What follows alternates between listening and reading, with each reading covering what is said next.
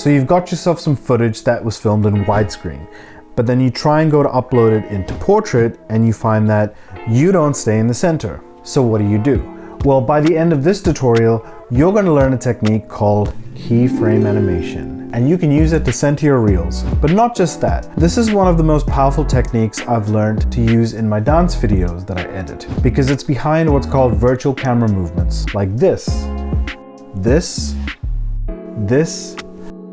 and this. Now you can find keyframe animation in most editing softwares, but today we're going to focus on Filmora. So without further ado, let's get started. If you're already familiar with Filmora, you can skip straight to the keyframing section, and you can find that in the description below. Alright, let's get on with it. So the first thing I'm going to do is create a new project in Filmora. I'm going to go File, New Project, and I'm going to click 9:16 Portrait. Alright, so click Import Media, and I'm going to click my clip, and I'm going to drag it onto the timeline. Now it's going to ask me if I want to match the media being the clip that I filmed, which was filmed in widescreen, or do I want to keep the project settings, which is portrait. Now obviously I want to keep the project settings, so I'm going to click that. Now before we continue, we're just going to double check that our frame rates of our timeline and our clip match. So to do that, you're going to right click on your clip, click properties, and just look at the frame rate. Mine's 23.976, yours might be 30 FPS if you shot it on your phone. And then go to File, go to Project Settings, and then make sure that this value reflects that frame rate. All right, next we're gonna trim the clip so that we're just working with the area we care about. I already know where that is, so I'm gonna move this playhead right to that spot.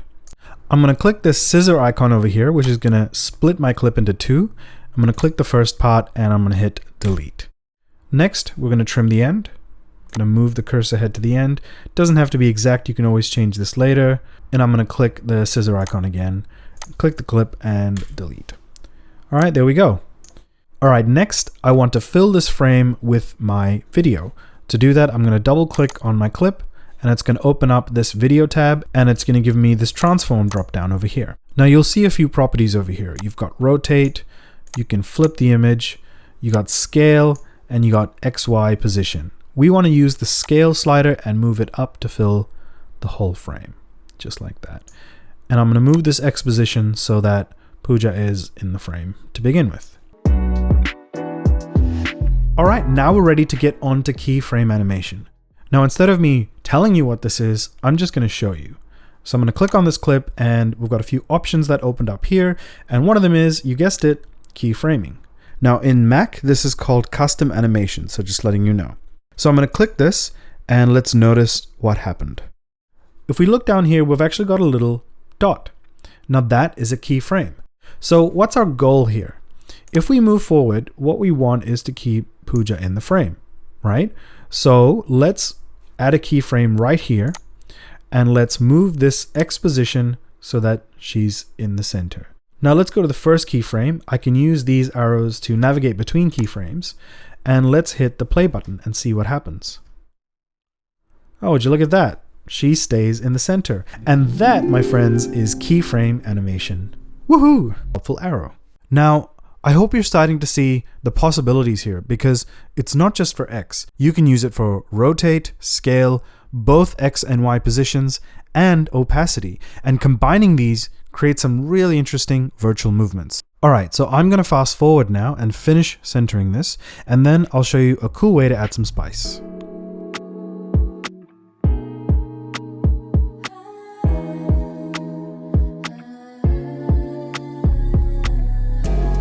All right, so we're done. We've recentered the reel using keyframe animation. Now remember that you may not get this right the first time, and that's okay. You can always move these keyframes around, you can delete them, you can start again. Now I've got this moment over here where Pooja does a really cool head turn. What I want to do is I want to accent that a little bit, give it a little bit more punch, because the camera's kind of far away, so we don't really get that full impact. So I'm going to add a little quick zoom in. So to do that, I'm going to go right to about here.